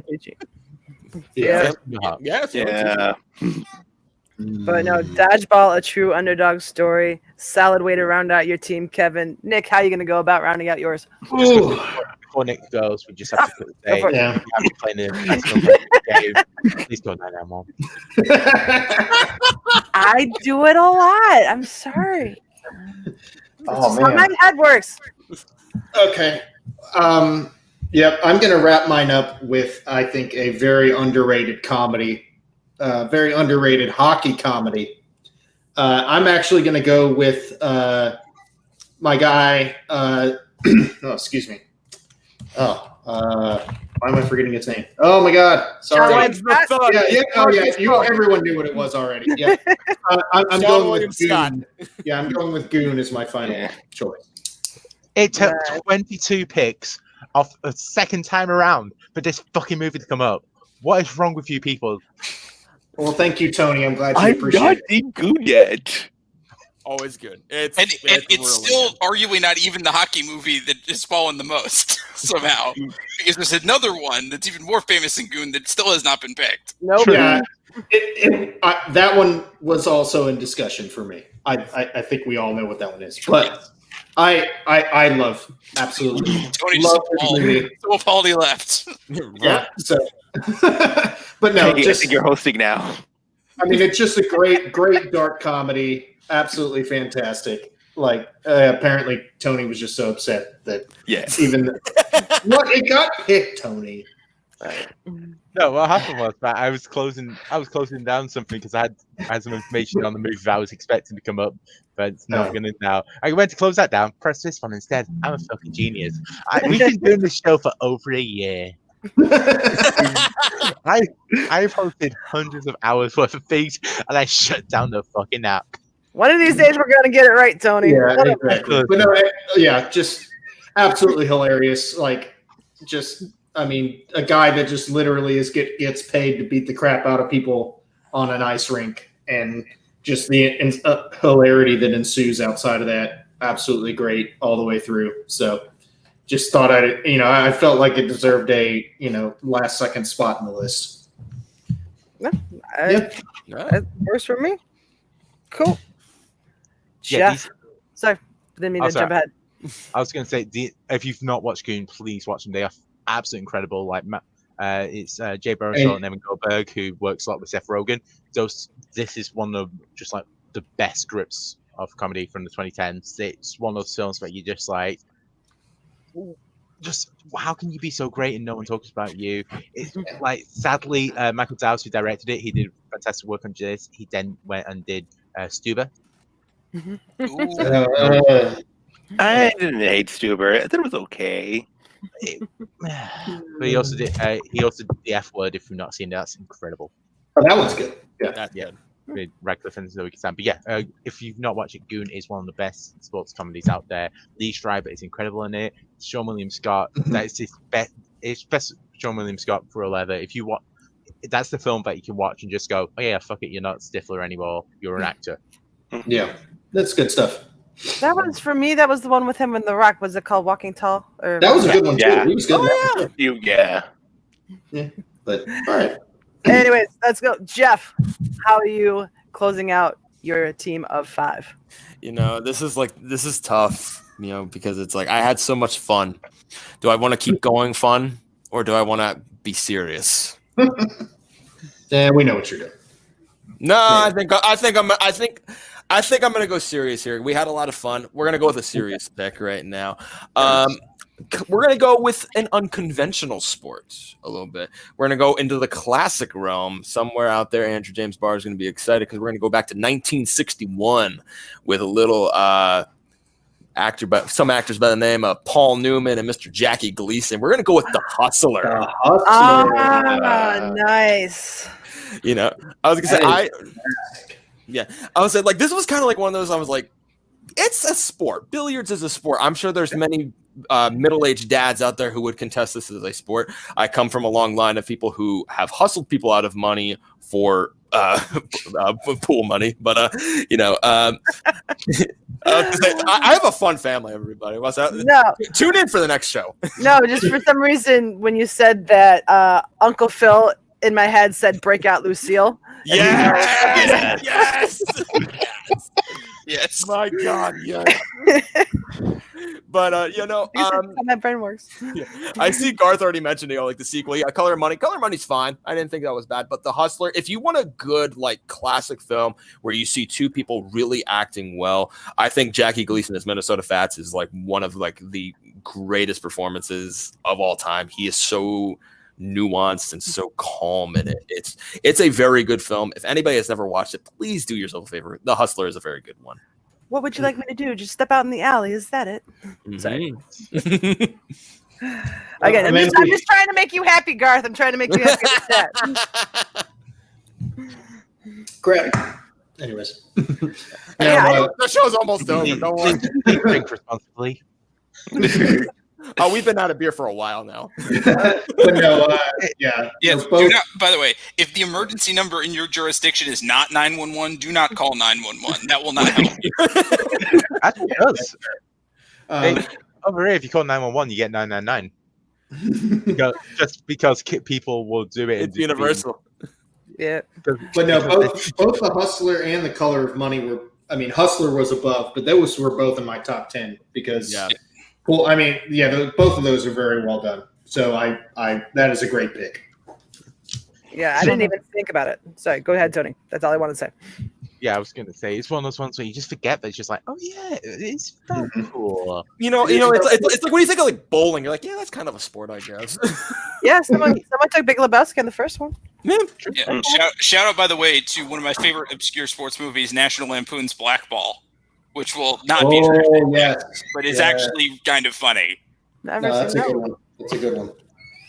Is that the Black Ball about lawn bowls? Yes. Yes. Oh my God, I've not heard anyone talk about that movie in like 10 years. That is, if it's a British one, it is so. Yes, it is. And Vince Vaughn is the American sports agent trying to take lawn bowls to the next level. It's just ridiculous. It's hilarious. Gotta check that one out. It's sort of based on a true story about like a guy who actually got thrown out of a league for calling someone a writing tosser on their scorecard and got a 10-year suspension. Okay. See, bad sportsmanship doesn't pay people. Nope. Especially not in the serious world of lawn bowls. On balls. All right. Jeff's team is complete. George, time for you to complete yours. Just a shout out to some honorable mentions here. Like, we're gonna do that at the end. We're gonna do that at the end. All right. Never mind. If I'm going strictly off my board, it's I, Tonya. But I don't want to do that because there's a movie on this that means too much to me. Even though I, Tonya is an incredible film and probably should. Even though Peggy's going to draft any given Sunday next, she might take. She very well might take it next. I don't know. The film that means too much to me and is technically kind of a sports movie because it's about racing is The Love Bug. The original The Love Bug. I think this film is really great in a way that films aren't really great anymore. And I know that sounds like weird and pretentious, but like I will say that like I've never seen a movie do physical comedy and like characterization with like an object like a Volkswagen Beetle that they do in this film. You get a really good sense of Herbie's personality as like someone who's like lovable and loyal but very easy to offend, and how like all the characters interact with like this car is kind of incredible. The jokes actually land pretty well. Buddy Hackett is kind of a timeless piece of 60s and makes the film feel dated in like a time capsule way, but not like in a this doesn't really work anymore kind of way. And I want to give a shout out to one of the best Disney movie villains, David Tomlinson, who I know is really just there in case David Niven pulls a hamstring. I know that but like he is like Thorndike is just growing obsessed with like this car without necessarily going. He goes over the top with it without going like Jim Carrey over the top with it. It's a little more subtle than that. And you watch just the life be drained out of him by this car over and over again. I think it's actually genuinely still really funny. Obviously, there's dated stuff in it that doesn't work because it's a 1960s Disney movie and they all have that kind of stuff in them. But it's a really great slapstick comedy. It has a ton of heart to it. It has a lot of great performances, and it's probably one of the movies I've watched most in my entire life. It's why I guessed 53 in the beginning, because it's Herbie's number and Don Drysdale's number, but let's not get into that any further. But you think it's a better movie than people remember, especially because of the stink of Herbie Fully Loaded. And I really want to just people go back and see what you can do with just clever filmmaking and a car to make people to create a lot of comedy and create a lot of heart out of a family film. No, fair. Yeah, not one I think is on anyone's list. I would just venture a guess. No, that's an amazing pick. I didn't think of it. Yeah, no, I never even thought about it. It's been a hot minute since I've seen it. But yeah, wow, good pick. Hot minute. But, I watched this film 3 weeks ago. Tony. You got to be so So what happened was that it was so the FEP challenge on Letterboxd. All right, fuck you. I made you when you're doing all this. So for the FEP challenge, it's the first week was 60. So I was on Disney Plus and I went, you know what I really like? Herbie Fully Loaded. I really enjoyed that film. Let's watch the original. It's gonna be shit. I know it's gonna be shit, but let's put it on anyway. Holy shit, it's amazing. It's like literally like I was there just like, oh, like guess all of this. Like David, as you mentioned, David Tomlinson is just like this is like a couple of years after Mary Poppins, and it's just like you're playing the same character, but the way you're doing it is so perfectly of just like, yeah, it makes so much sense. That if you Mr. just Banks? like, yeah. Yes. I don't like him. He's basically playing Mr. Banks, but as like a rich car dealer instead. And I think the fact that he's like British actually really helps like the whole classism element to the film. Like, sorry, but it does. It does. It really does. And it's just like everyone plays that part really well. And like as you said, Buddy Hackett is just like he was so perfectly in that. It's like the only thing I've ever seen him in, apart from this, is Mad World. And it's just like then this is just like, oh yeah, you're hilarious in this. Like it is incredible. Like it's one of those ones where if you haven't seen it, I really suggest you go watch it. It's like it just really holds up. He's very much his own thing. Like he's almost like there's very few actors you'd be like, can't think of anyone else like him. Buddy Hackett's in that category for me. Yeah. But back to David Tomlinson. I don't just nothing against the man. It's just a match I had. I couldn't remember the guy's name, so I'm a little bitter about it. Yeah, you remember. You shut up. All right, my turn. All right, so.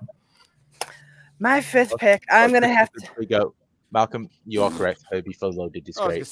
Look, it's not bad. I love all of the movies, but I think just the perception of Lindsay Lohan in a Herbie movie kind of taints things for people. No, just in general, that movie.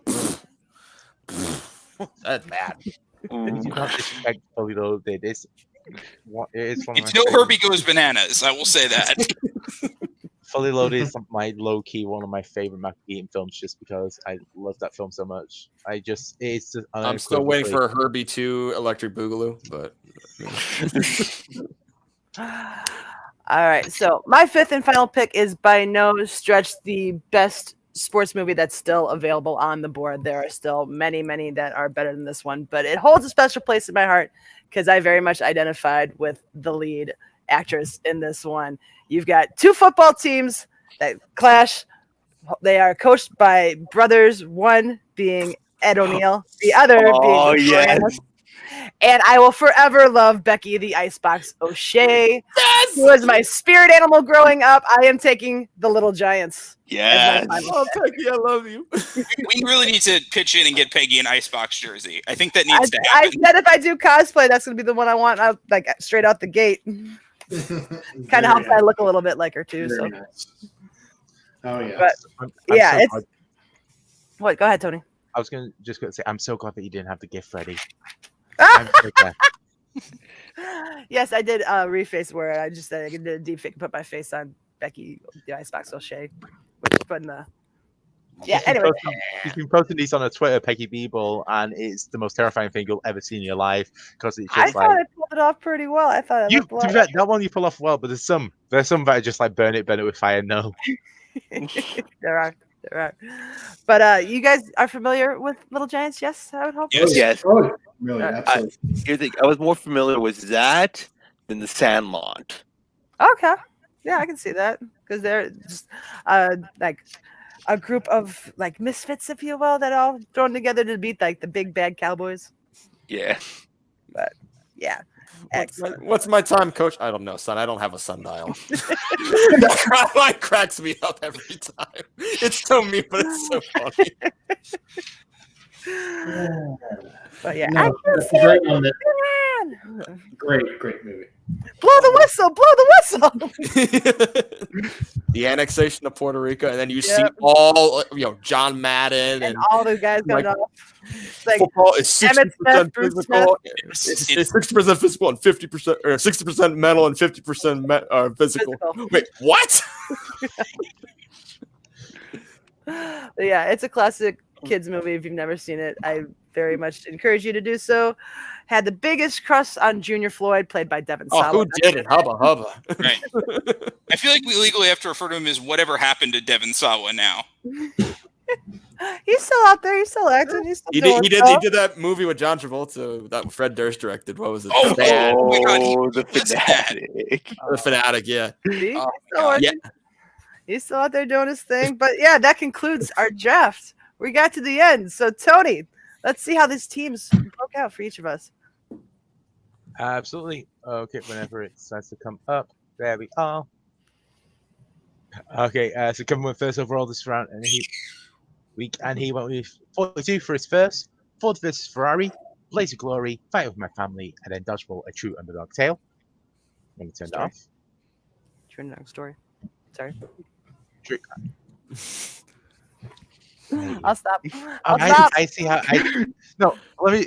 So people thought about this has been happening for the last like 3 or 4 weeks. Like little miss, I'm on the Throwdown now. I'm gonna be a star. Because anytime I make a single mistake, they're just like, you know, it's this. In fact, This is this is like, categorically untrue. she's turned into such a diva. People, like it's the worst. Like she's gonna like. My favorite thing in the world. That's bullshit right now, buddy. My favorite thing in the world is to annoy Peggy. All right, Nick went next. He went Raging Bull, The Wrestler, The Fighter, The Greatest Game Ever Played, and Goon. He got Game, Mystery Alaska, Hardball, Varsity Blue, and The Hustler. In the Potomac role, he went with Friday Night Lights, The Natural, The Way Back, I Hate Kristen Lattner, and then The Love Bug. And then the star of the show, I legally have to say now. Peggy Gubbins, The Last Dance, Necessary Roughness, Bender Like Beckham, Everybody Wants Some, with all the exclamation marks, and Little Giants.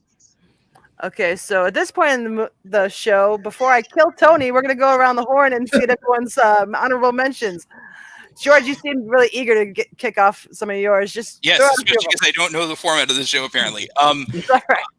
some of my honorable mentions. It almost made it. I, Tanya, the original Bad News Bears, the 1976 one, which is really funny even at times where it shouldn't be. Any Given Sunday, Kingpin, one of the most underrated Farrelly Brothers comedies. Don't take everybody's. Okay, and I think just the last one that I will say on this, Mr. 3000. Bernie Mac is hilarious in that movie. I know it's not perfect, but Bernie Mac can do no wrong. Him cursing in a room full of kids when he finds out he's no longer going to the Hall of Fame is it's comedy gold. All right, cool. Jeff, what were a few of yours? Let's see what we got left. Some of the ones I have, The Program. We got Rookie of the Year, good old Henry Rasenbuger. Bull Durham, Love and Basketball, always one of my favorites. Yeah. I was gonna say I got that was what I was really considering about. Eddie the Eagle was a good one. What the hell was it? Rush. The racing movie. Yes. That was a good one. Oh, that was that was a little surprised it didn't get picked. Rush. How have we done 50 picks and Rush hasn't been one yet?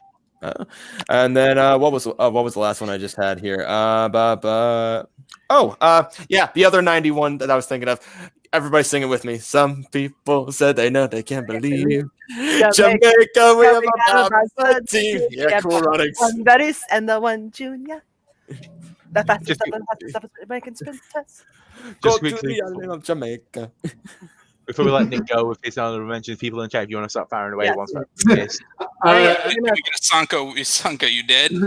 Jeff stole my number one honorable mention, which was Rush. That was very close to making my list. Nice. And the other one I picked is a movie called Without Limits. Pete DeFontaine, the mile runner from the 80s that died.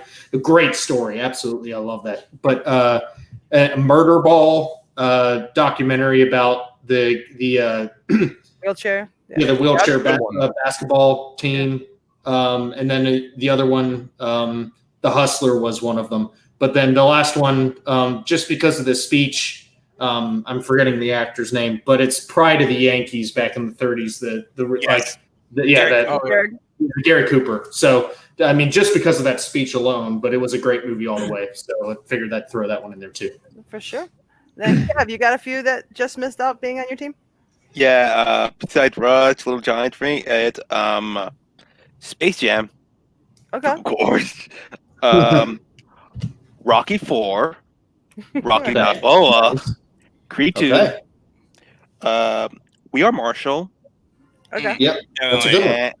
And The Mighty Ducks. Classic. And then, Tony, what's a few that you think we missed? So a few I had. Let me pull up my list. Wimbledon. Yeah. Fantastic rom-com, but it's on my list. Love. It's a sports movie. For sure. Here's one that no one's talked about, but I'm still shocked at. Any Given Sunday. I was on my list. Someone said it. I think. It was on my list. I crossed it off. It's just so long. It's like I'm pretty sure it's like 8 hours long. The last time I saw it. The most un-Oliver Stone film out there. Yes. Yeah. Love Steaming Willie Demon. Yeah. Just for the irony, Draft Day. Hey, it was on my list. I thought about it no matter what. I thought about it just because it's in the intro. I totally that was right there in the film. I was debating. It's about football drafting. Does it count? It counts. They drafted Moneyball last time. So that was the first time. Baseball movie. Yeah. And the last one for me, The Damned United. It's one with Michael Sheen. Michael Sheen on Martin. I've heard of it. It's a good one. Yeah, it's him as playing as a Lindsay football manager.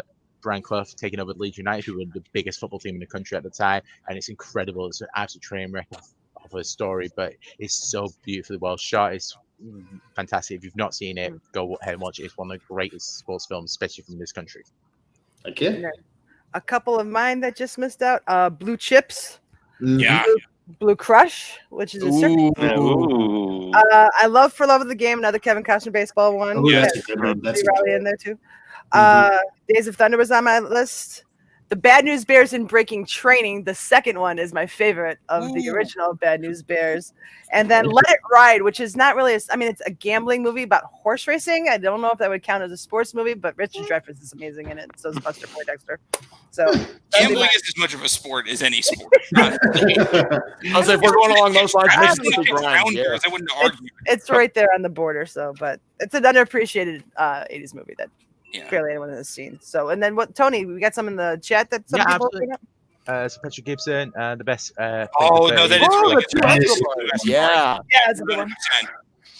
2S, yeah. Malcolm, I'm surprised no one brought up a different Rocky movie. Basketball. Basketball is like a serious guilty pleasure for me. I 100% agree with that. That would always debating of like should I bump dodgeball for basketball, or it was hard to decide. Yeah.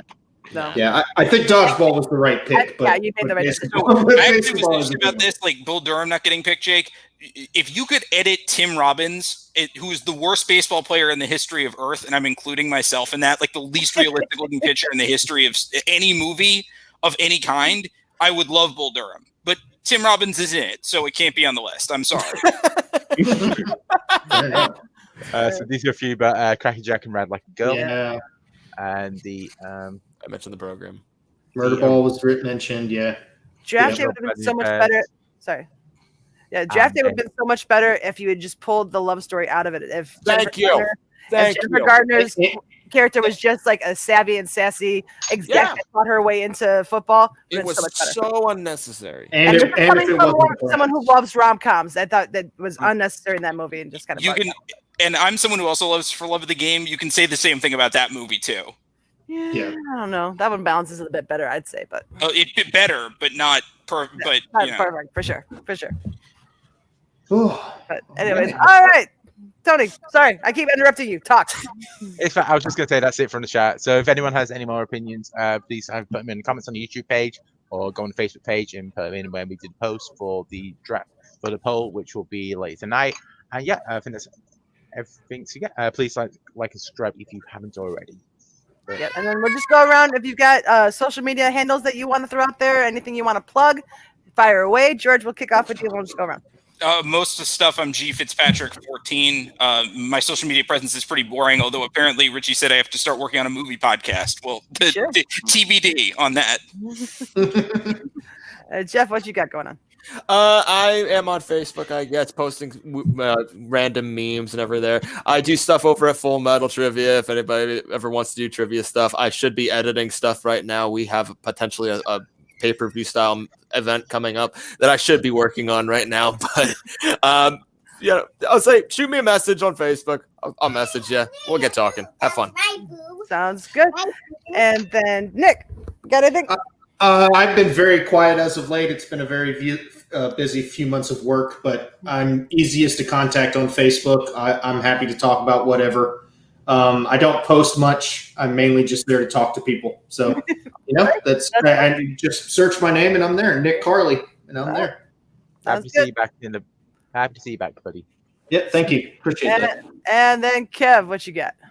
I randomly comment stuff on Twitter. I'm BlueLantern18, and on Instagram, I don't occasionally focus on all this stuff, but mostly I do post pictures of my dog, of my Yorkie dog.